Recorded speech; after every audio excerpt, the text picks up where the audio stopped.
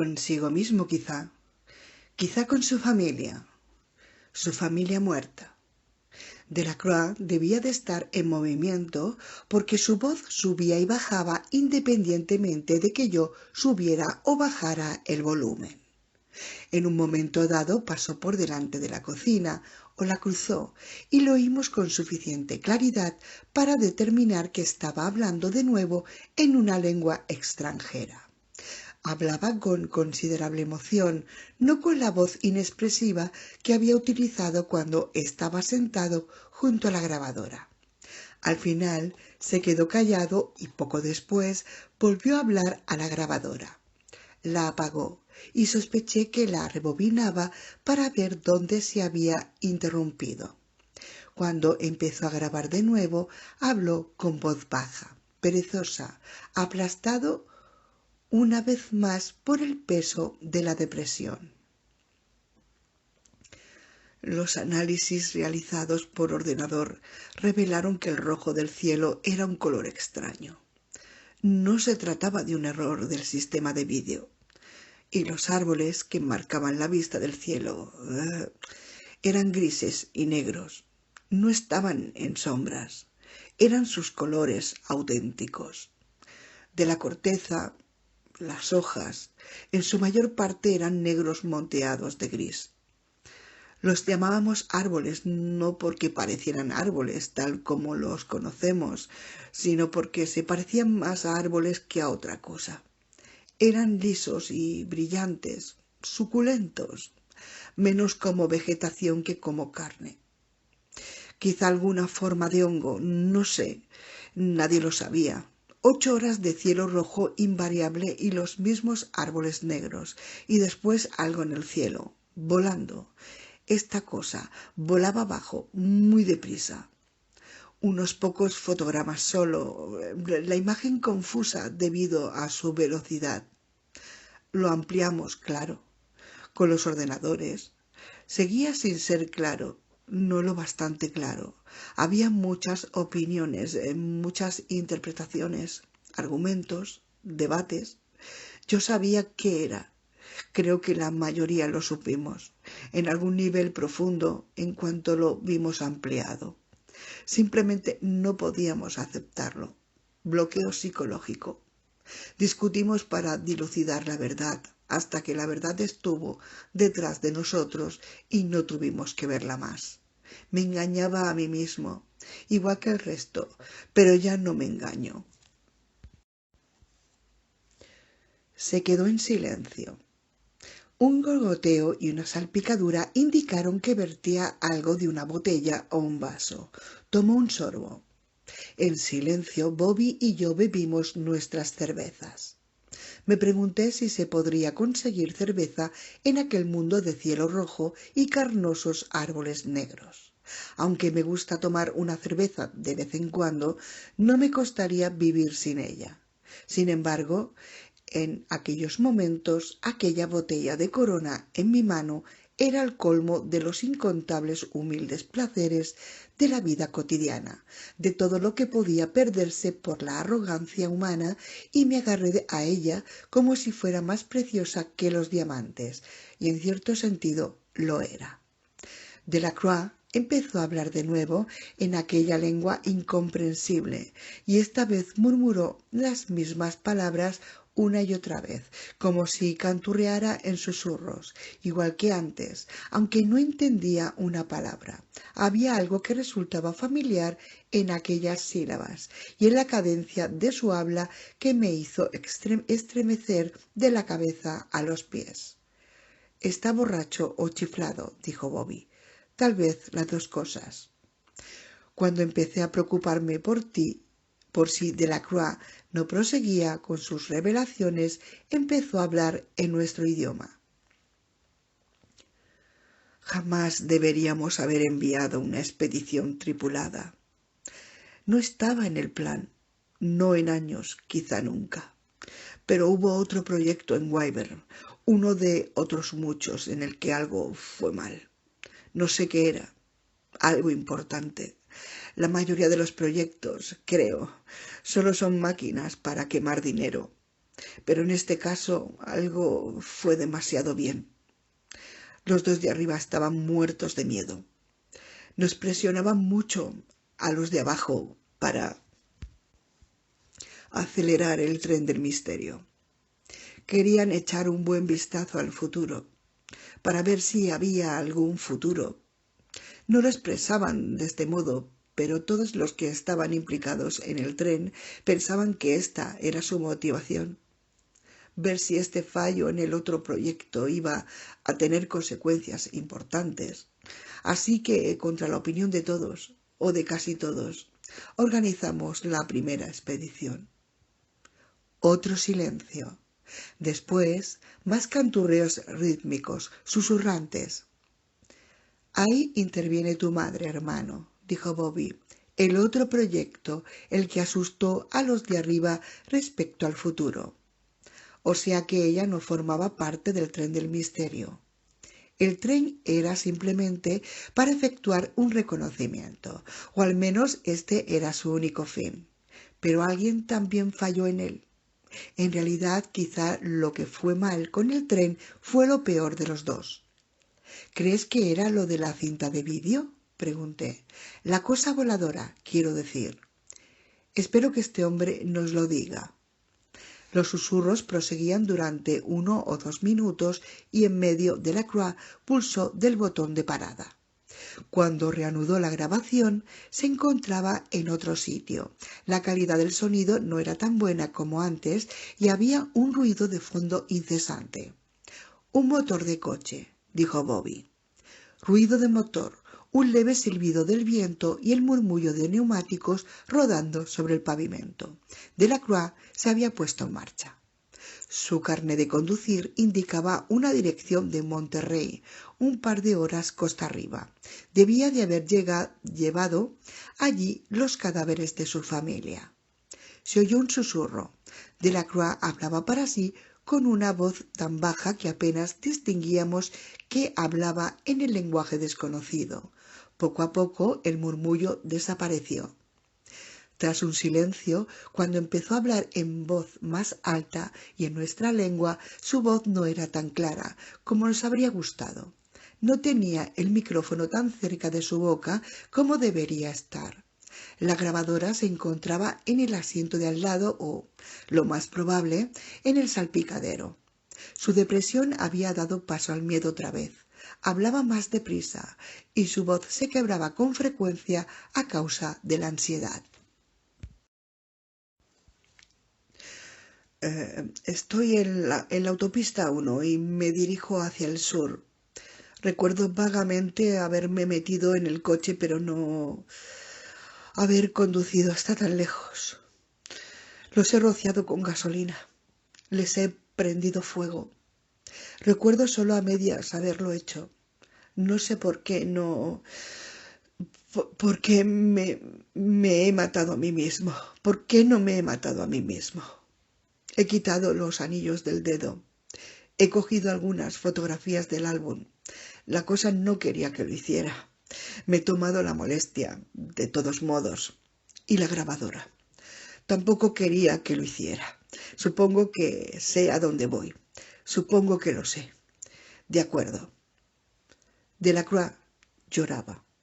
Está perdiendo el control, dijo Bobby. Pero no del modo en que tú quieres decir. ¿Eh? No está perdiendo la cabeza, está perdiendo el control de otra cosa. Escuchamos llorar a Delacroix y Bobby dijo, ¿quieres decir perder el control de...? Sí. ¿De lo que daba sacudidas? Sí. Todos murieron. Todos los de la primera expedición. 3 hombres, una mujer. Blake, Jackson, Chang y Dodgson. Y solo uno de ellos regresó. Solo Hodgson regresó. Pero no era Bill Hodgson lo que había en el traje. De pronto, Delacroix lanzó un grito como si le hubieran clavado un cuchillo. Al grito torturado le siguió una asombrosa retahíla de violentas maldiciones, todas las obscenidades que yo había oído o leído alguna vez, mas otras que o no formaron parte de mi educación o fueron inventadas por Delacroix, un torrente de vulgaridades y blasfemias que brotaban como fuego de metralleta. Esta corriente de porquerías era lanzada con malignidad, gruñidas y gritadas con tan ardiente furia que me sentí chamuscar, aunque solo estaba expuesto a su grabación. Evidentemente, la explosión vocal de Delacroix iba acompañada de una conducción errática. Sus maldiciones estaban puntuadas por las bocinas de los coches y camiones que pasaban. De pronto cesaron las maldiciones. El estruendo de la última bocina se perdió a lo lejos. Por unos instantes, la respiración entrecortada de Delacroix fue el ruido más fuerte de la cinta. Entonces, Kevin, tal vez lo recuerdes. Una vez me dijiste que la ciencia sola no podía dar un sentido a la vida. Dijiste que la ciencia en realidad haría la vida imposible de vivir si alguna vez nos lo explicábamos todo y despojábamos de misterio al universo. En el misterio está la esperanza. Esto es lo que crees. Bueno, lo que yo he visto en el otro lado, Kevin, lo que he visto allí es más misterioso de lo que los científicos pueden explicar en 1 millón de años. El universo es más extraño de lo que jamás hemos concebido. Y, sin embargo, al mismo tiempo, es misterioso como los más primitivos conceptos que de él tenemos. Condujo en silencio unos minutos y luego empezó a murmurar para sí en aquel lenguaje críptico. ¿Quién es Kevin?, preguntó Bobby. ¿Su hermano? Antes se ha referido a él llamándole hermano mayor. Creo que Kevin podría ser un periodista. Sin dejar de hablar, lo que para nosotros era ininteligible, Delacroix apagó la grabadora. Yo temía que aquella fuera la última pieza de un testamento incompleto, pero volvió.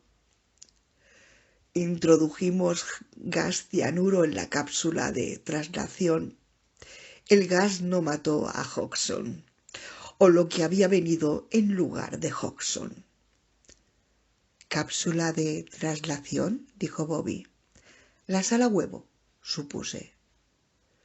Vaciamos la atmósfera. La cápsula era un gigantesco tubo de vacío.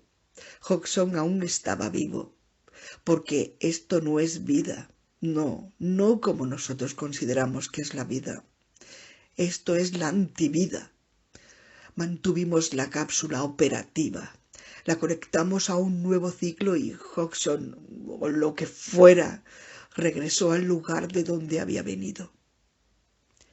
Apagó la grabadora. Solo quedaban 4 puntos en su testamento, y cada uno fue pronunciado con voz más confusa, temerosa. Percibí que estos eran los pocos momentos intermitentes de coherencia de Delacroix. En la segunda expedición éramos 8. 4 regresaron vivos, entre ellos yo. No infectados, no. Los médicos nos declararon libres de toda infección. Pero ahora, a lo que siguió, ¿infectados o poseídos? ¿Virus? ¿Parásitos? ¿O algo más profundo? ¿Soy un simple portador o un umbral? ¿Hay algo en mí o que viene a través de mí? ¿Me están abriendo? ¿Cómo se abre una puerta? Entonces, cada vez con menor coherencia. Nunca fui hacia adelante, fui de lado. Ni siquiera me daba cuenta de que iba de lado, porque hacía mucho tiempo que todos habíamos dejado de pensar habíamos dejado de creer en que se podía ir de lado.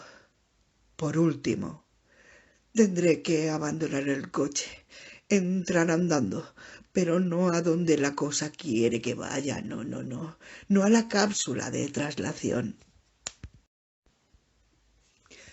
No iré si puedo evitarlo. La casa, a la casa. ¿Te he dicho que todos murieron?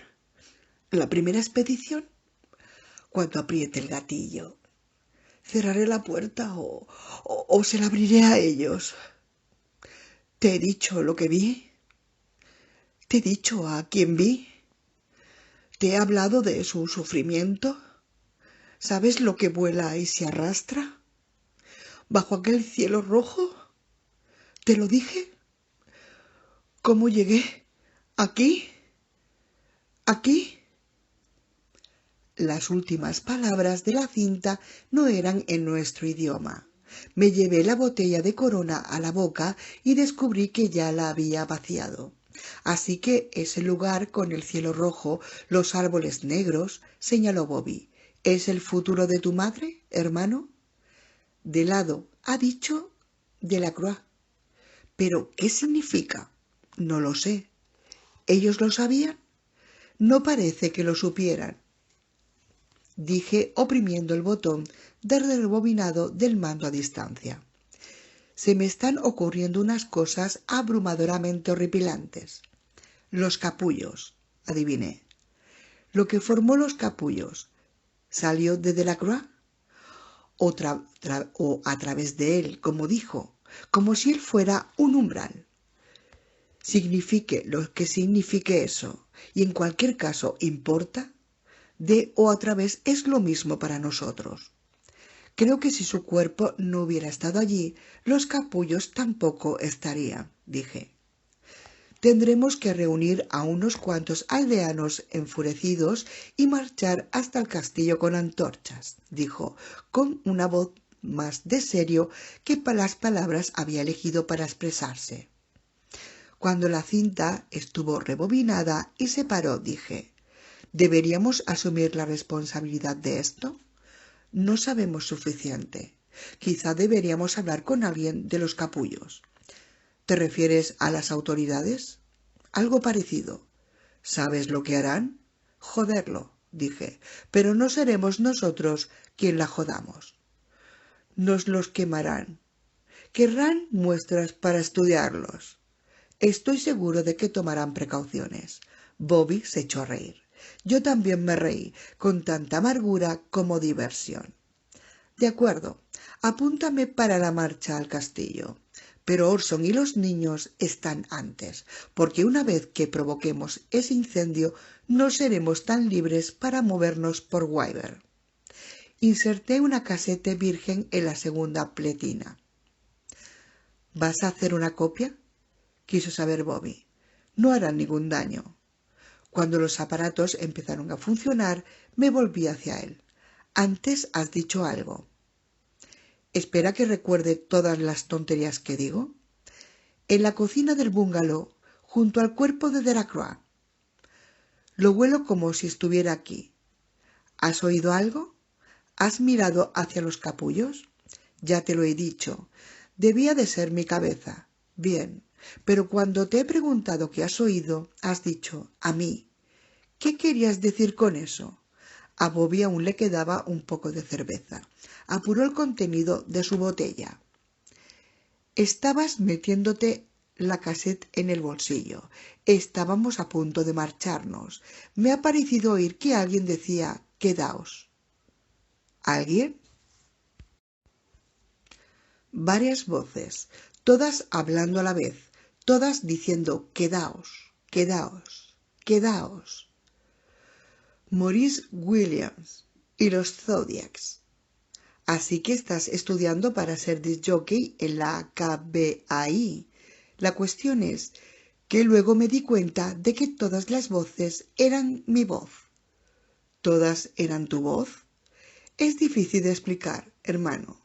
Evidentemente, durante 8 o 10 segundos las oí, pero después me parecía que seguían hablando a un volumen más bajo. ¿Subliminal? Quizá algo muy perverso. Voces en tu cabeza, Bueno, no me estaban diciendo que sacrificara a una virgen, a Satanás o que asesinara al Papa. Solo quedaos, quedaos, quedaos, repetí, como una cinta sin fin del pensamiento. No, eran voces reales, como las de la radio. Al principio creí que venían de alguna parte del bungalow. Pasaste la luz de la linterna por el techo, le recordé, por los capullos. El débil resplandor de los aparatos del estudio se reflejaba en sus ojos. No desvió la mirada, pero tampoco dijo nada. Respiré hondo, porque me he estado preguntando algo. Después de llamarte desde la ciudad muerta, empecé a sentirme vulnerable cuando estaba al aire libre. Así que antes de llamar a Sasha, decidí entrar en un bungalow, donde no estaría tan expuesto. De todas las casas, ¿por qué elegiste aquella? La que tenía el cadáver de Delacroix en la cocina, la de los capullos. Esto es lo que me he estado preguntando, dije. ¿Tú también oías voces? Voces que decían, entra, Chris, entra, siéntate, entra, sé buen vecino, pronto saldremos de aquí, entra, únete a la diversión. Ninguna voz, dije, al menos que yo notara, pero quizá no elegí aquella casa por casualidad, quizá me sentí atraído allí en algún lugar de hacia la casa de al lado. ¿Vudú psíquico? Como las canciones que las ninfas de los mares cantan para inducir a los marineros incautos a la destrucción. No son ninfas marinas, son insectos en capullos. No sabemos si son insectos, dije. Estoy seguro de que no son cachorritos de perro. Creo que salimos del bungalow a tiempo. Tras un silencio, Bobby dijo, cosas como estas son lo que quizá quita toda la diversión al fin del mundo. Sí, empiezo a sentirme como un pedazo de carnaza en un banco de peces martillo. La cinta estaba copiada. Llevé la copia a la mesa de composición, de donde cogí un bolígrafo y dije, dime un buen título para una canción de Neo Buffett. ¿Neo Buffett? Es lo que Sasha está componiendo estos días. Jimmy Buffett. Presunción tropical. Visión del mundo como de lorito. Diversión al sol, pero como un matiz más oscuro. Una concesión a la realidad. Tequila Kidneys, sugirió. Bastante bueno. Anoté ese título en la etiqueta e inserté la cassette en una ranura vacía del portacassettes donde Sasha guardaba sus composiciones. Había docenas de casetes iguales.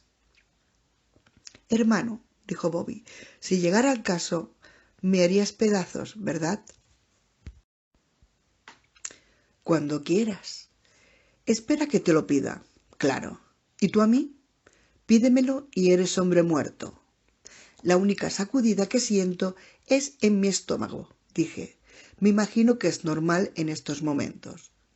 Oí un chasquido y una serie de clics, seguidos otra vez por el mismo ruido. Luego el inconfundible crujido de la puerta trasera al abrirse. Bobby me miró, parpadeando. ¿Sasha? Fui a la cocina, que estaba iluminada con velas, y vi a Manuel Ramírez vestido de uniforme. Supuse entonces que los ruidos que había oído eran de un policía a quitar el seguro a su pistola. Estaba junto a la mesa de la cocina, con la vista fija en mi Glock de 9 milímetros a la que se había dirigido directamente, pese a la escasa luz.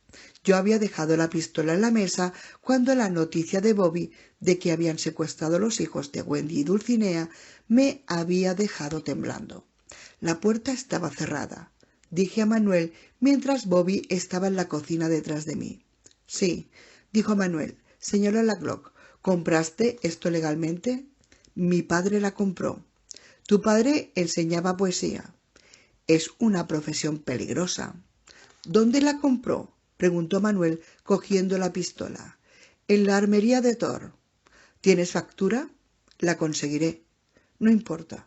La puerta que hay entre la cocina y el vestíbulo del piso de abajo se abría hacia adentro. Frank Finney, Uno de los ayudantes de Manuel vacilaba en el umbral. Por un instante me pareció ver en sus ojos un velo de luz amarilla como cortinas en una ventana. Por un instante me pareció ver en sus ojos un velo de luz amarilla como cortinas en una ventana, pero desapareció antes de que pudiera estar seguro de que había sido real. He encontrado una escopeta y una 38 en el jeep de Holloway, dijo Freeney. ¿Tus chicos pertenecen a una milicia de ultraderecha o algo así?, preguntó Manuel. Vamos a apuntarnos a unas clases de poesía, dijo Bobby. ¿Tienen orden de registro? Arranca una servilleta de papel de ese rollo, dijo el jefe. Extenderé una. Detrás de Finney, en el otro extremo del vestíbulo, en la sala de estar, iluminado por detrás por los cristales de color, había otro hombre. No le veía suficientemente bien para saber quién era. ¿Cómo han entrado?, pregunté. Manuel me miró fijamente el rato suficiente para recordarme de que ya no era amigo mío. ¿Qué es esto?, continué. Una flamante violación de vuestros derechos civiles, dijo Manuel, y su sonrisa tenía toda la calidez de una herida hecha con un estilete en el vientre de un cadáver. 19. Frank Finney tenía cara de serpiente, sin colmillos, pero no los necesitaba porque exudaba veneno por todos los poros. Sus ojos tenían la mirada fija, fría, de los de una serpiente, y su boca era una rendija de la que habría podido salir una lengua bífida sin causar sorpresa ni a un extraño que acabara de conocerle. Antes del desastre de Wyver, Finney había sido la manzana podrida de la policía y aún era lo bastante tóxico para provocar un coma a 1000 Blancanieves con una sola mirada. ¿Quiere que registremos esto para ver si encontramos armas, jefe?, preguntó a Manuel. Sí, pero no lo destrocéis demasiado. Aquí el señor Snow perdió a su padre hace un mes. Ahora es huérfano. Tengamos un poco de compasión. Sonriendo como si acabara de vislumbrar un tierno ratón o un huevo de ave que satisfaciera su hambre de reptil, Finney se volvió y se encaminó pavoneándose hacia el otro agente. Confiscaremos todas las armas de fuego, me dijo Manuel. Son armas legales. No se utilizaron para cometer un crimen. No tienes ningún derecho a llevártelas, protesté. Conozco mis derechos de la segunda enmienda. Manuel dijo a Bobby. ¿Tú también crees que me estoy pasando? Puede hacer lo que quiera, dijo Bobby. Tu compinche es más listo de lo que parece, me dijo Manuel. Para probar el autocontrol de Manuel, para tratar de determinar si existía algún límite a la anarquía a la que la policía estaba dispuesta a entregarse, Bobby dijo: un imbécil feo y psicótico con una placa siempre puede hacer lo que quiere. Exactamente, dijo Manuel. Manuel Ramírez, ni feo ni psicótico, mide 7 centímetros menos, pesa 15 kilos más, es 12 años mayor que yo y claramente más hispano que yo. Le gusta la música country, mientras que yo prefiero el rock and roll. Él habla español, italiano e inglés, mientras que yo estoy limitado estrictamente al inglés y algunas reconfortantes locuciones latinas. Él está lleno de opiniones políticas, mientras que a mí la política me aburre. Él es un gran cocinero y lo único que yo sé hacer con la comida es comérmela. A pesar de todas estas diferencias y de otras muchas, en otra época compartimos el amor a las personas y el amor a la vida que nos hizo amigos. Durante años, él había trabajado en el turno del cementerio, el mejor policía de la noche, pero desde que el jefe Louis Stevenson murió hace un mes, Manuel es jefe del departamento. En el mundo nocturno, donde le conocí y nos hicimos amigos, él era una presencia brillante, un buen policía y un buen hombre. Las cosas cambian, en especial aquí, en el nuevo Moonland Bay, y aunque ahora trabaja de día, ha entregado su corazón a la oscuridad y ya no es la persona que yo conocía. ¿Hay alguien más?, preguntó Manuel. No. Oí que Finney y el otro agente hablaban en la sala de estar, y después oí pasos en la escalera. He recibido el mensaje, me dijo Manuel. El número de licencia. Asentí. Sasha Godal estaba en casa de Lily Wynne anoche. Quizá había una reunión de Tupperware, dije. Manuel sacó el cargador de la Glock y dijo: Vosotros dos aparecisteis justo antes del amanecer. Aparcasteis detrás del garaje y entrasteis por detrás. Necesitábamos unos Tupperwares, dijo Bobby. ¿Dónde estuvisteis toda la noche? Examinando catálogos de Tupperware, dijo yo. Me decepcionas, Chris. ¿Crees que soy más del tipo Rubbermaid? No sabía que fuerais tan tontos, dijo Manuel. Soy un hombre de incontables facetas. Una respuesta sumisa a su interrogatorio se interpretaría como miedo, y cualquier demostración de miedo le invitaría a darnos un tratamiento más severo.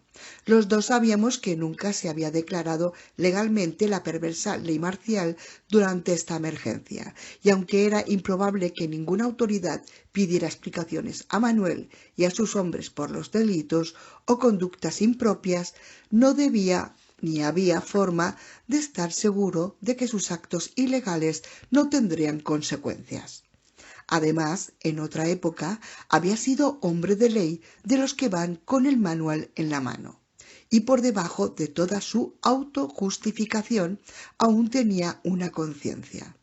Mi manera, y también la de Bobby, de recordarle a Manuel que sabíamos igual que él que su autoridad era ilegítima y que estaba apretando demasiado, que resistiríamos, era hacer comentarios punzantes.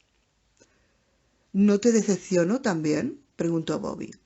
Siempre he sabido lo que tú eres, dijo Manuel, metiéndose el cargador en el bolsillo. También. Deberías cambiar la marca de maquillaje. ¿No debería cambiar de marca de maquillaje, Chris? Algo que cubra más, dije. Sí, dijo Bobby a Manuel. Aún veo los 3 seises en tu frente. Sin responder, Manuel se metió mi Glock bajo el cinturón. ¿Habéis comprobado el número de matrícula?, le pregunté. Es inútil. Robaron el Suburban aquella misma tarde. Lo hemos encontrado abandonado hoy, cerca del puerto deportivo. ¿Alguna pista? No es asunto tuyo. Tengo que decirte un par de cosas, Chris. 2 razones por las que estoy aquí. Mantente al margen de esto. ¿Es la número 1? ¿Qué? ¿Es una de las 2 cosas? ¿O es un consejo de propina? 2 cosas las podemos recordar, dijo Bobby, pero si hay muchos consejos de propina, tendremos que tomar notas. Mantente al margen, repitió Manuel, dirigiéndose a mí y haciendo caso omiso a Bobby.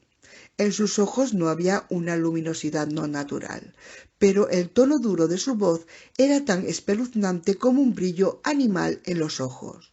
Has agotado todas las tarjetas para sacarte de la cárcel que podrías esperar de mí.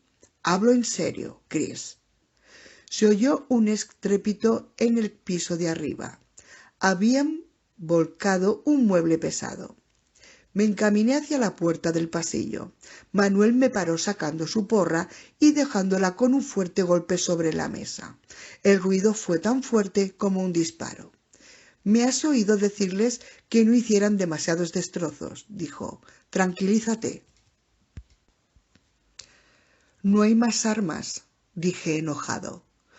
«Un amante de la poesía como tú podría tener un arsenal completo, por una cuestión de seguridad pública. Tenemos que cerciorarnos». Bobby estaba apoyado en el mostrador cerca de la placa de la cocina, con los brazos cruzados sobre el pecho.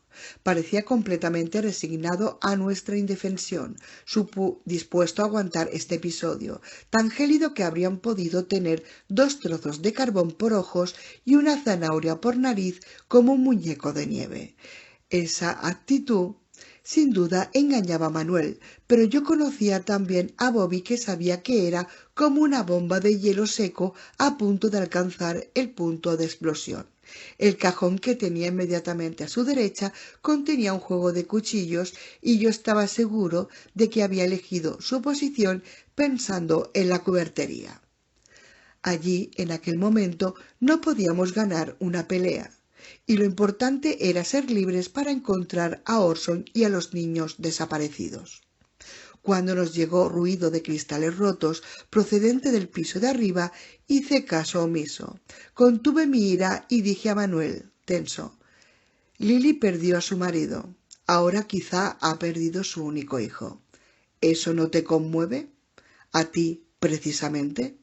Lo siento por ella. ¿Eso es todo? Si pudiera devolverle a su hijo, lo haría. Sus palabras me dejaron helado. Suena como si ya hubiera muerto, o como si estuviera en un sitio al que no puedes ir a buscarle. Sin una pizca de la compasión que en otra época había sido la esencia de Manuel, dijo: ya te lo he dicho, mantente al margen. 16 años atrás, la esposa de Manuel, Carmelita, murió al dar a luz a su segundo hijo. Solo tenía 24 años. Manuel, que no había vuelto a casarse, crió a una hija y a un hijo con mucho cariño y sabiduría. Su hijo Toby tiene el síndrome de Down.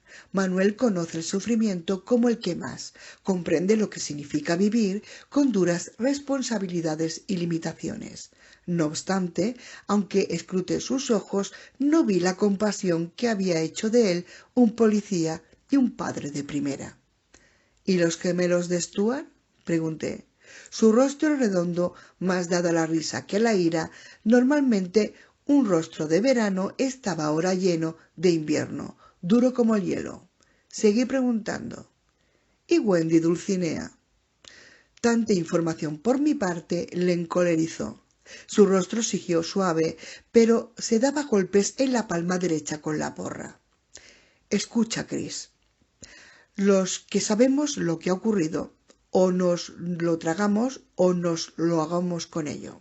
Así que tranquilízate y trágatelo, porque si te atragantas, nadie estará a tu lado para aplicarte la maniobra de Heimlich. ¿Comprendes? Claro, claro. Soy un tío listo. Entiendo. Es una amenaza de muerte. Presentada con buen gusto, observó Bobby. Creativa, indirecta, nada de payasadas desagradables, aunque el gesto con la porra es un tópico. El papel de torturador psicótico de la Gestapo de un centenar de viejas películas. Serías un fascista más que creíble sin ella. Vete a la mierda. Bobby sonrió. Sé que sueñas con ello. Manuel parecía estar a una frase de golpear a Bobby con la porra. Me puse delante de Bobby para que no estuvieran cara a cara y esperando que un milagro hiciera sentirse culpable a la conciencia de cementerio de Manuel. Dije: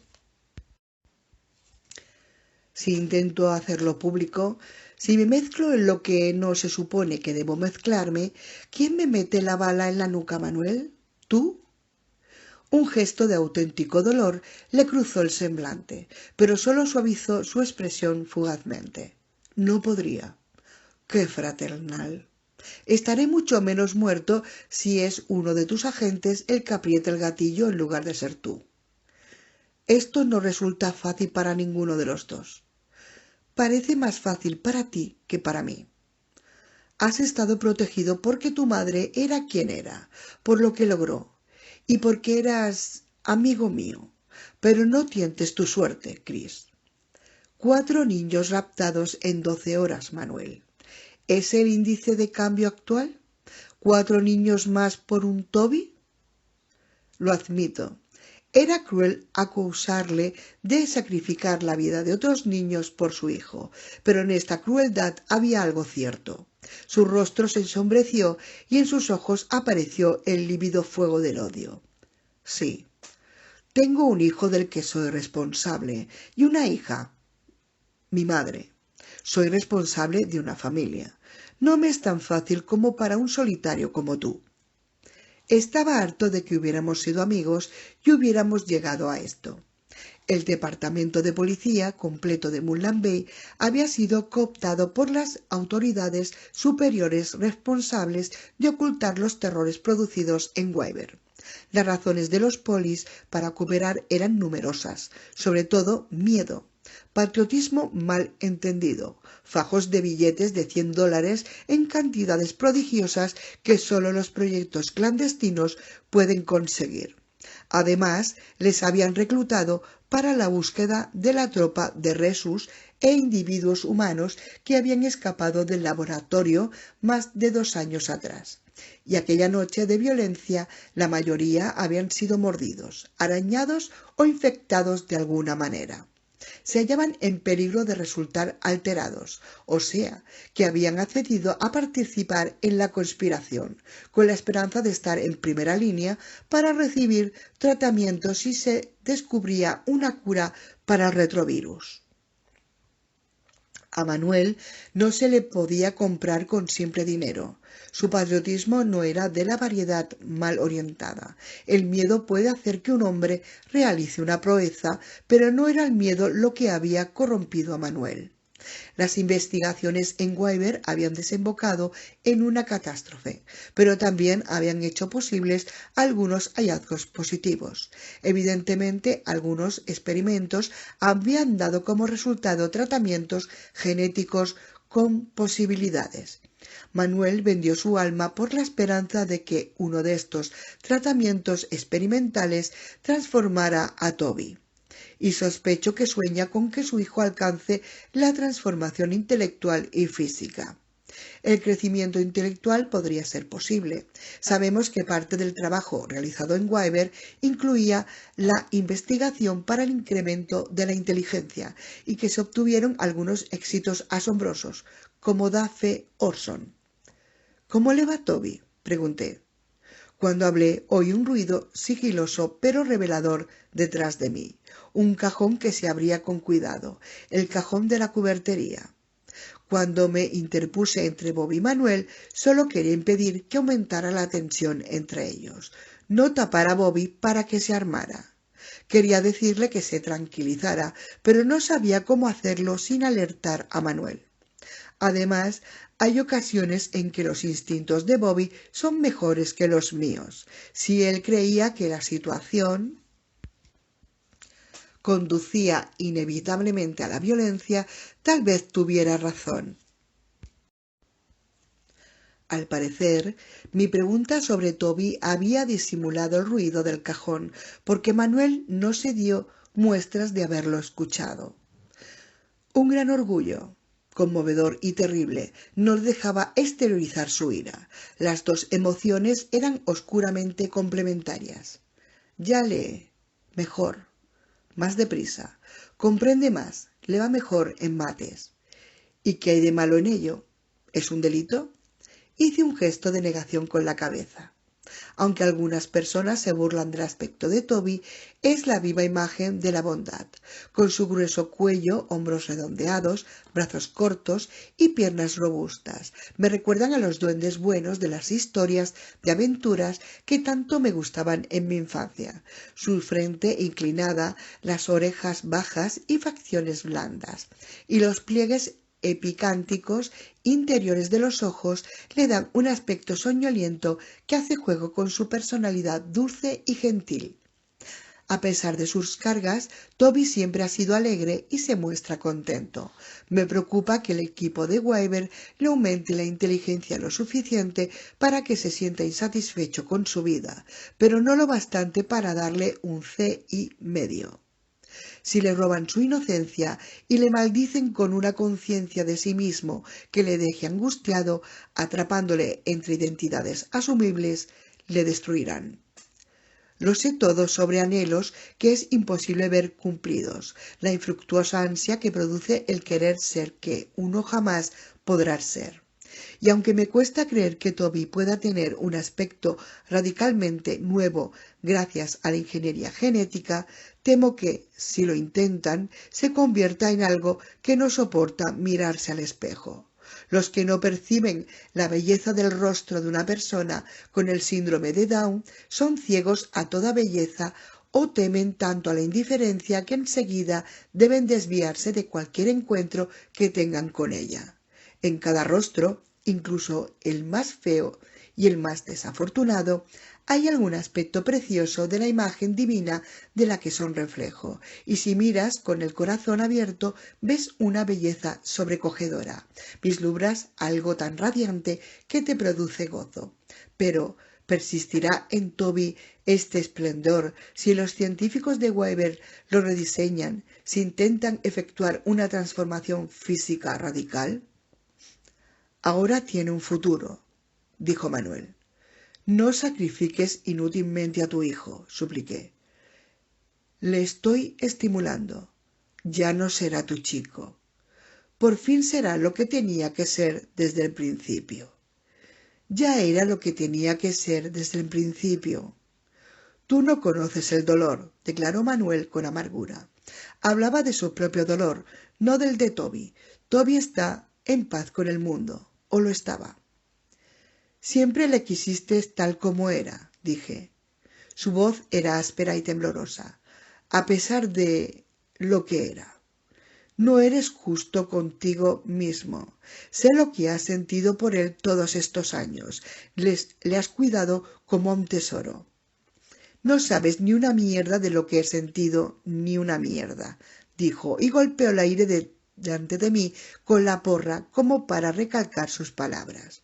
Con una tristeza que me pesaba en el pecho como una roca dije, si esto es cierto, si no entendía lo que sentías por Toby, entonces es que no te conocía en absoluto. Tal vez no me conozcas, dijo, o tal vez no soportas pensar que Toby podría acabar teniendo una vida más normal que la tuya.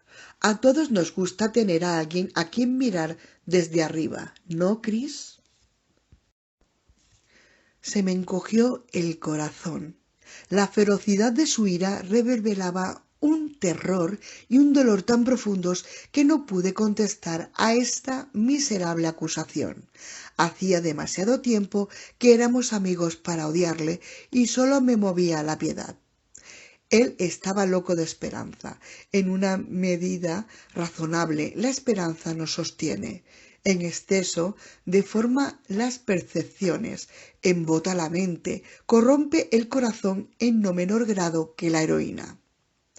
No creo que hubiera entendido mal a Manuel todos aquellos años.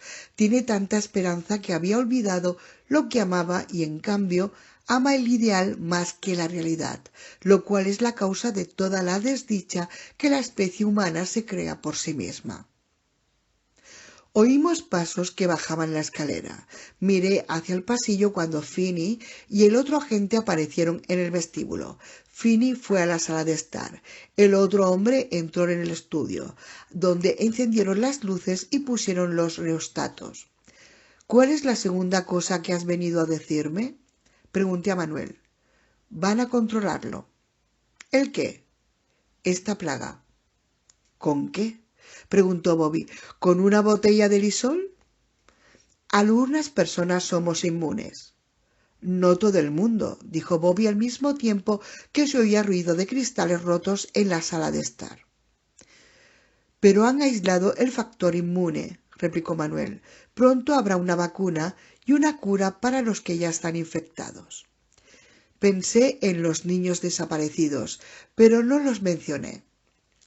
Algunas personas aún están mutando, dije, y nosotros estamos aprendiendo solo qué cantidad de cambio tolerarán. Hice esfuerzos para resistir la ola de esperanza que había podido arrastrarme.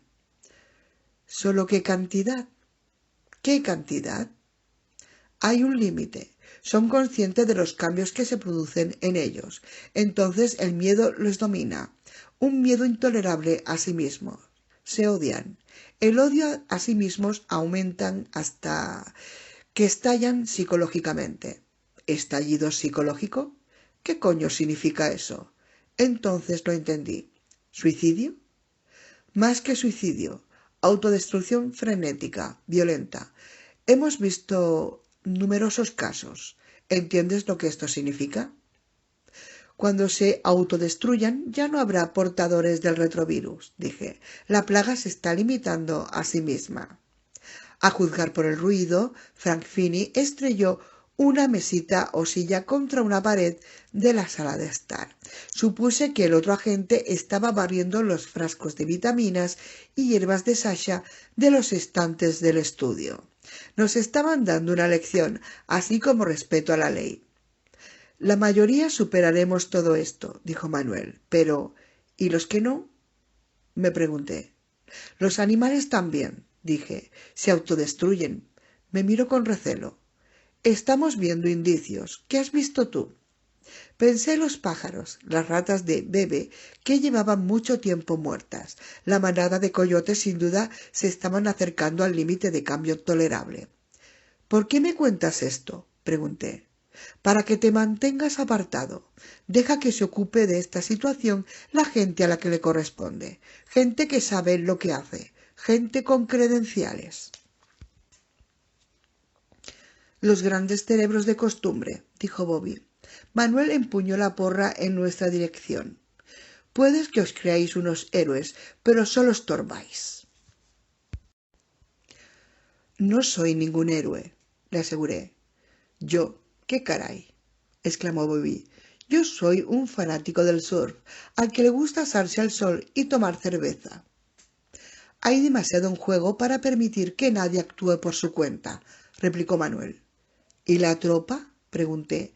Los monos no se han autodestruido. Son diferentes. Fueron criados en el laboratorio y son lo que no son. Son aquello para lo que fueron hechos, aquello para lo que nacieron. Aún pueden alterarse si son vulnerables al virus mutado, pero quizá no son susceptibles. Cuando todo esto haya terminado, una vez la gente esté vacunada y este brote se autoelimine, les seguiremos la pista y los eliminaremos. Hasta ahora no ha habido mucha suerte en esto, le recordé. Hemos estado distraídos con el problema principal. Sí, dijo Bobby, destruir el mundo es un trabajo muy absorbente. Manuel le hizo un caso omiso y dijo, una vez que tengamos limpio el resto, la tropa, sus días están contados. Se encendieron las luces del comedor, a donde Finney había entrado desde la sala de estar, y me aparté del resplandor que entraba por la puerta que conectaba las dos habitaciones. En la puerta del pasillo apareció el segundo agente. No le había visto nunca. Creía conocer a todos los policías de la ciudad, pero quizá los financieros que estaban detrás de los magos de Wyver últimamente habían proporcionado fondos para aumentar los efectivos. He encontrado unas cajas de munición, dijo el nuevo. Ningún arma. Manuel llamó a Frank, que apareció en la puerta del comedor, y dijo, «¿Jefe?» «Aquí hemos terminado», dijo Manuel. Finney puso cara de decepción, pero el nuevo se dio media vuelta y se dirigió por el pasillo hacia la parte delantera de la casa. Con asombrosa rapidez, Manuel se abalanzó sobre Bobby, blandiéndole la porra. Con la misma rapidez, Bobby se agachó. La porra se hundió en el aire donde había estado Bobby y golpeó con fuerza en un lado del frigorífico. Bobby se levantó y se quedó pegado a Manuel. Creí que le estaba abrazando, lo que resultaba extraño, pero entonces vi el brillo del cuchillo de carnicero con la punta de la garganta de Manuel.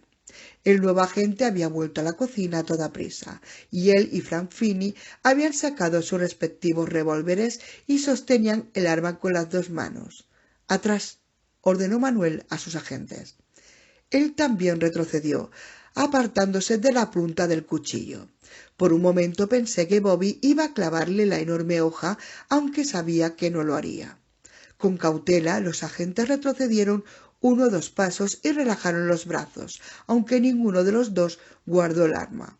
La luz que entraba por la puerta del comedor me permitió ver en la cara de Manuel más de lo que me hubiera gustado ver. Había sido desgarrada por la ira y después cosida por más ira, de forma que los puntos estaban demasiado apretados y tiraban de sus facciones deformándolas de un modo extraño. Los dos ojos le sobresalían, pero el izquierdo más que el derecho. Las ventanas de la nariz se le abocinaban. La boca era una raja recta a la izquierda, pero se curvaba en una mueca a la derecha, como un retrato hecho por Picasso de mal humor, con todo cubos y figuras geométricas que no encajaban, y su piel ya no era de un cálido tono marrón, sino del color de un jamón que solo se ha dejado demasiado tiempo en el ahumadero. Rojo fangoso con sangre coagulada y demasiado humo de nogal americano, oscuro y jaspeado. Manuel hervía con un odio tan intenso que no podía haber sido engendrado únicamente por los comentarios sarcásticos de Bobby. Este odio también iba dirigido a mí, pero Manuel no podía pegarme, después de tantos años de amistad. Por esto quería dañar a Bobby, porque no podía hacerme daño a mí. Quizá parte de su ira iba dirigida a sí mismo, porque había echado por la borda sus principios, y quizá estábamos viendo 16 años de ira hacia Dios reprimida por la muerte de Carmelita al dar a luz y porque Toby nació con el síndrome de Down. Y siento que en parte era furia que no podía admitir. No quería, no se atrevía, que sentía hacia Bobby, su querido hijo, a quien quería desesperadamente, pero que tanto le había limitado la vida. Al fin y al cabo, hay una razón, dicen, por la que el amor es una espada de doble filo, y no un bate de doble filo o un fusible de doble filo, porque el amor es afilado, pincha. El amor es una aguja que cose los agujeros de nuestro corazón, que remienda nuestra alma, pero también puede cortar, hacer un corte profundo, herir, matar.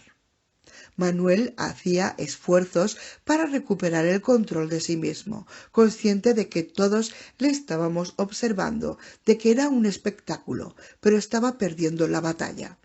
El lateral del frigorífico estaba arañado donde la porra había golpeado, pero un ataque a un electrodoméstico, aunque fuera grande, no le daba la satisfacción que necesitaba, no aliviaba la presión que aún ardía en él. Un par de minutos antes yo había pensado que Bobby era como una bomba de hielo seco en el punto crítico de evaporación, pero ahora era Manuel el que había explotado, no contra Bobby o contra mí, sino contra los cristales de las 4 puertas de un armario vitrina. Golpeó cada cristal con la porra y luego abrió una de las puertas y con el palo barrió la porcelana criolla Worcester, el juego Evensham al que mi madre tenía tanto cariño. Platillos, tazas para el pan, ensaladeras, una salsera, una mantequillera, un juego de azucarero y la lechera se estrellaron en el mostrador de la cocina y de allí cayeron al suelo, metralla de porcelana que rebotaba en el lavaplatos, en las patas de la silla y en los armarios.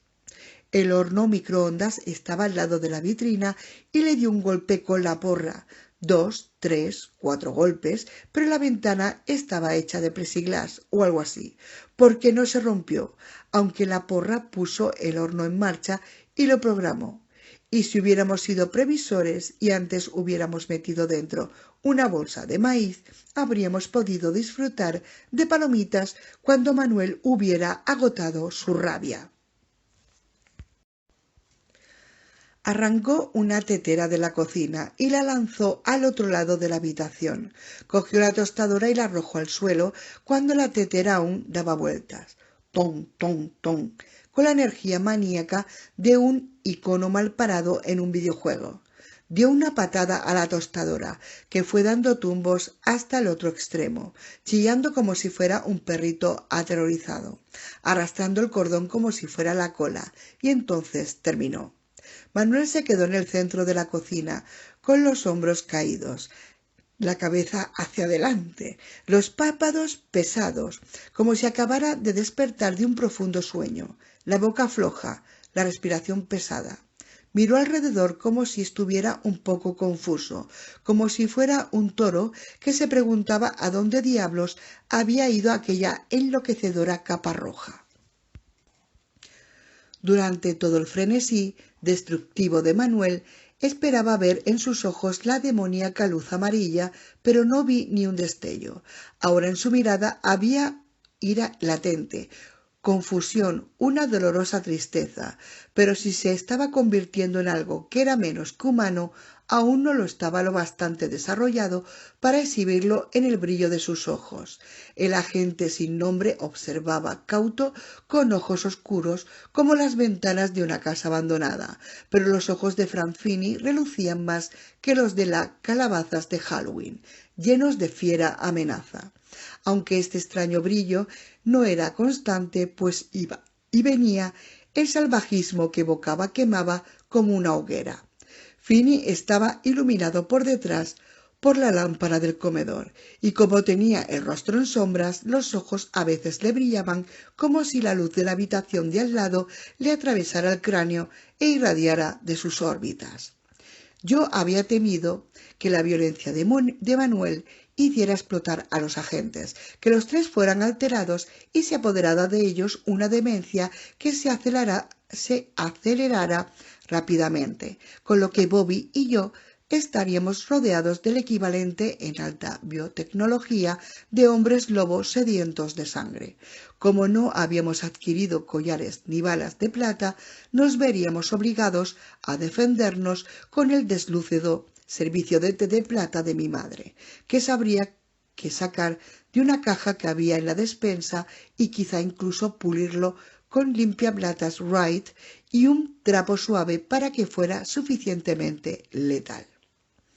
Ahora al parecer la única amenaza era Fini, pero por un hombre lobo con un revólver cargado es un licántropo de un calibre diferente, y uno como él podría ser tan mortal como una manada entera. El hombre tenía temblores, estaba bañado en sudor, respiraba produciendo un áspero ronquido y al respirar emitía un leve e impaciente gemido de nerviosismo. En su excitación se había mordido el labio y tenía los dientes y la barbilla manchados de sangre. Sostenía el arma con las dos manos, apuntando al suelo, mientras sus ojos de loco parecían estar buscando un blanco y pasaban de Manuel a mí, al segundo agente, a Bobby, a mí, a Manuel otra vez. Si Fini decidía que todos éramos un blanco, sería capaz de matarnos a los cuatro aunque él fuera abatido por el fuego de sus compañeros. Me di cuenta de que Manuel hablaba con Fini y el otro agente. Los fuertes latidos de mi corazón me habían ensordecido por un rato. Sus voces me llegaron débilmente. Aquí hemos terminado. Se acabó. Hemos terminado con estos hijos de puta. Vamos, Frank, Harry. Vamos, ya está, vamos, estos cabrones no merecen la pena. Vámonos, volvamos al trabajo, salgamos de aquí, vamos. La voz de Manuel al parecer calmó a Fini como los versos rítmicos de una plegaria, una letanía en la que sus respuestas se recitaban en silencio en lugar de ser pronunciadas en voz alta. El fuego siguió entrando y saliendo de sus ojos, aunque estaba más tiempo ausente y era más apagado que antes. Dejó de agarrar el revólver con las dos manos y por fin lo guardó. Parpadeando con sorpresa, notó el sabor de la sangre de su boca. Se secó los labios con la mano y se quedó mirando fijamente, sin comprender, la mancha roja que había en su palma. Harry, el segundo agente, a quien Manuel por fin había puesto nombre, ya estaba en el vestíbulo cuando Frank Fini salió de la cocina al pasillo. Manuel siguió a Fini y yo me encontré siguiendo a Manuel, aunque a cierta distancia.